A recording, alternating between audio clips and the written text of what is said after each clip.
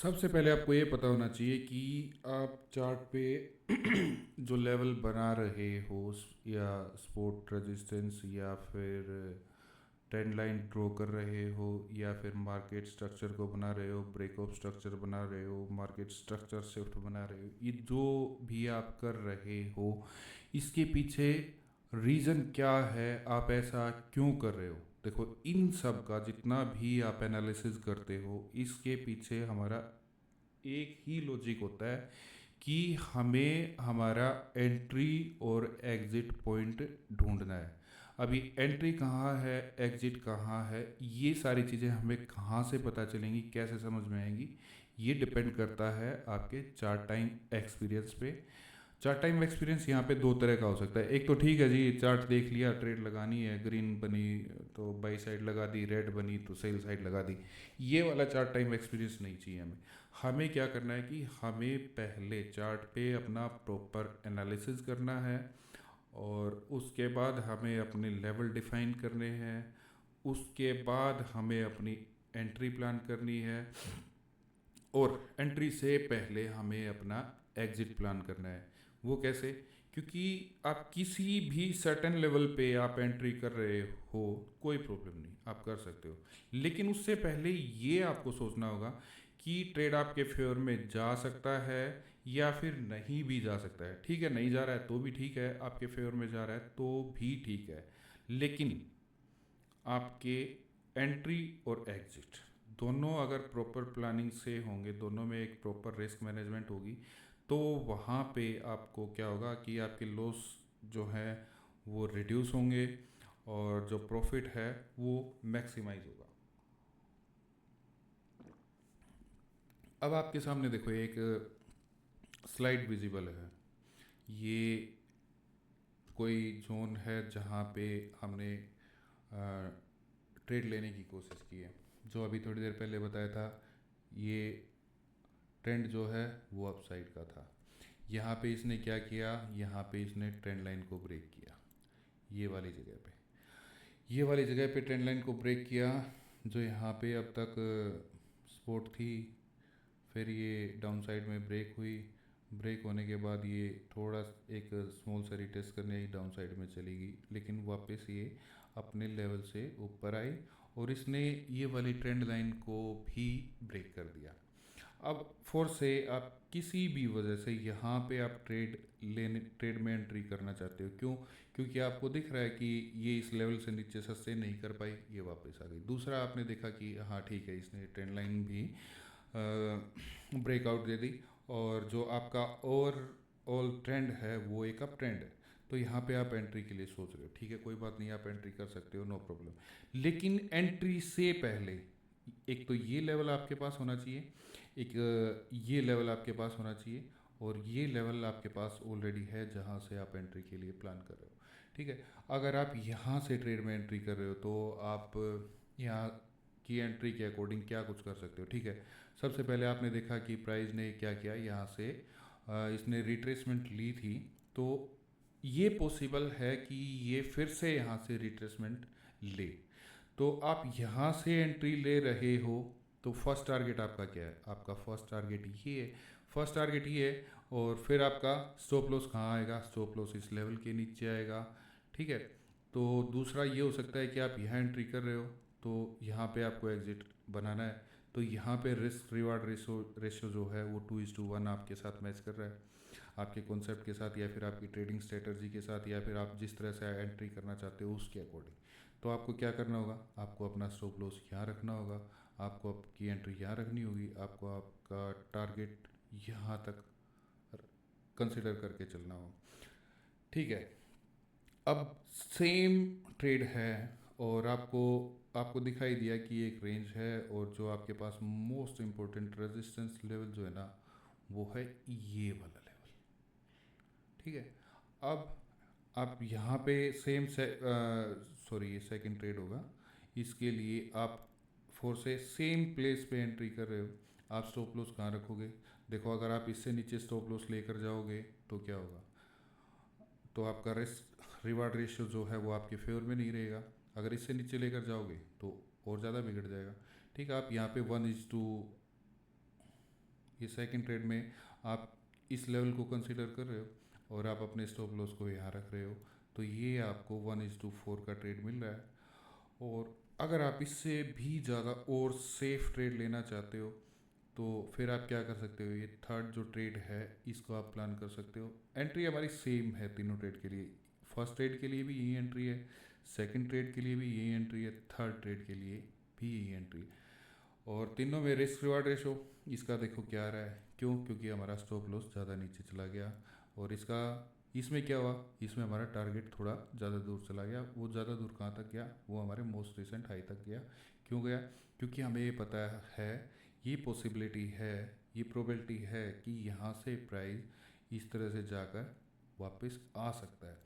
तो यहाँ पे अब ये 3 ट्रेड हैं जो सेम प्राइस पे इनिशिएट हो रहे हैं, और ये क्या कर रहे हैं कि तीनों का रिस्क रिवार्ड रेशियो अलग अलग है। तो हर कोई, जितने भी ट्रेडर हैं, सब एक टाइप की सेम ट्रेड नहीं लेते, सब का अपना अपना डिसीजन कुछ और होता है। लेकिन मेरा डिसीजन ये है, जो मैं ये पर्सनल लेवल पे अगर ट्रेड लेना चाहूँगा, मैं इस ट्रेड को एग्जीक्यूट करूँगा। यहाँ तक मैं अपने प्रॉफिट को 50 to 70% तक होल्ड करूँगा, उसके बाद जो होगा मैं उसको यहाँ तक कंटिन्यू करूँगा। लेकिन ये जो थर्ड वाला ट्रेड है, मैं इसमें इस टाइप का ट्रेड नहीं लेना चाहूँगा। क्यों? क्योंकि यहाँ पे जो है मेरा रिस्क रिवार्ड रेशो कुछ ज़्यादा मेरे फेवर में नहीं है। अगर मैं ये ट्रेड लेता हूँ, ये ट्रेड लेता हूँ, ठीक है, मुझे एक लॉस लग रहा है, लेकिन उसकी क्वांटिटी स्मॉल क्वांटिटी है, आई कैन एडजस्ट, ठीक है। ये भी नियर बाय 1:2 है।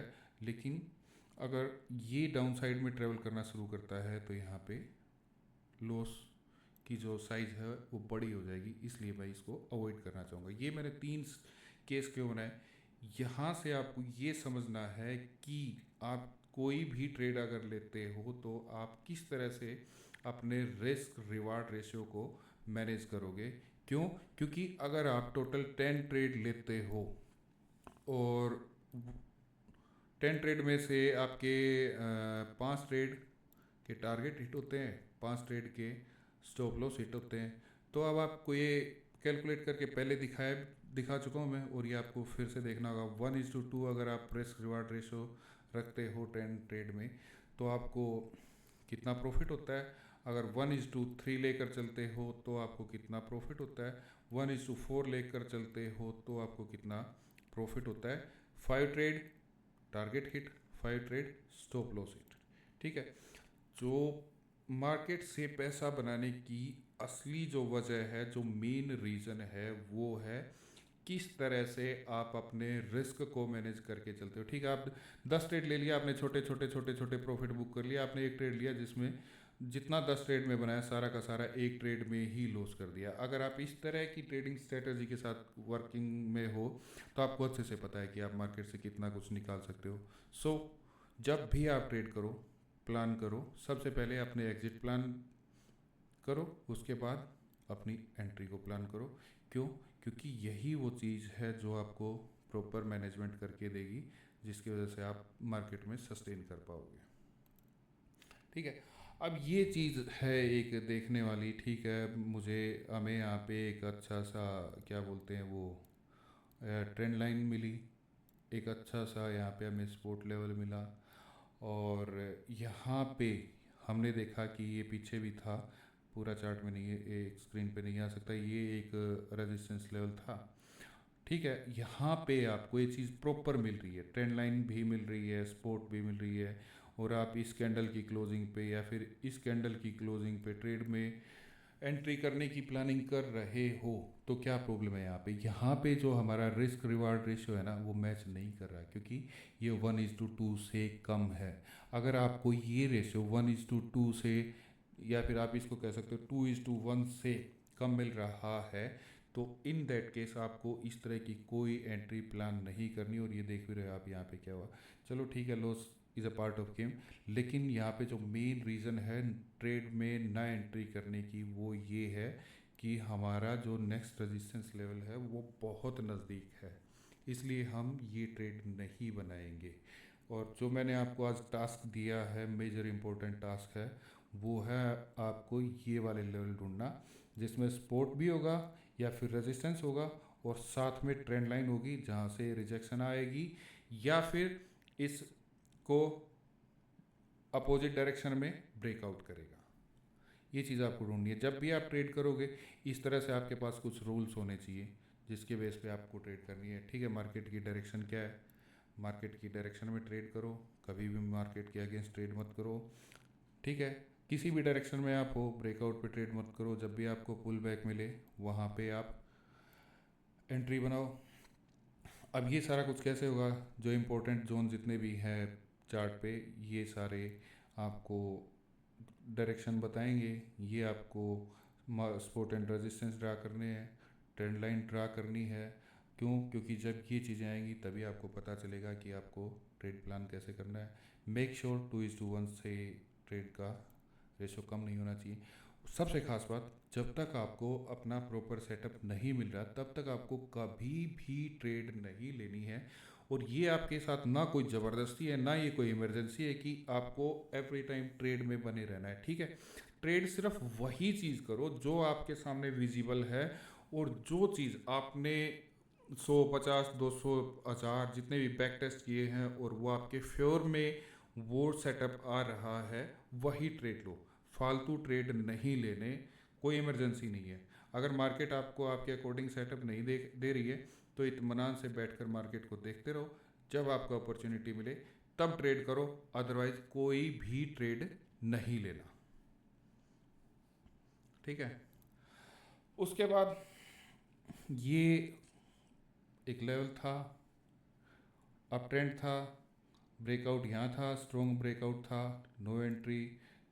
सब सीधी सी बात है, बहुत अच्छे से बार बार यही पॉइंट समझा रहा हूँ। रिट्रेसमेंट के लिए आया, अपनी एंट्री को प्लान करो। सेम ट्रेड में आप 1:2 तक जा सकते हो, सेम ट्रेड में आप 1:3 तक जा सकते हो, 1:4, 1:5, अप टू नेक्स्ट लेवल।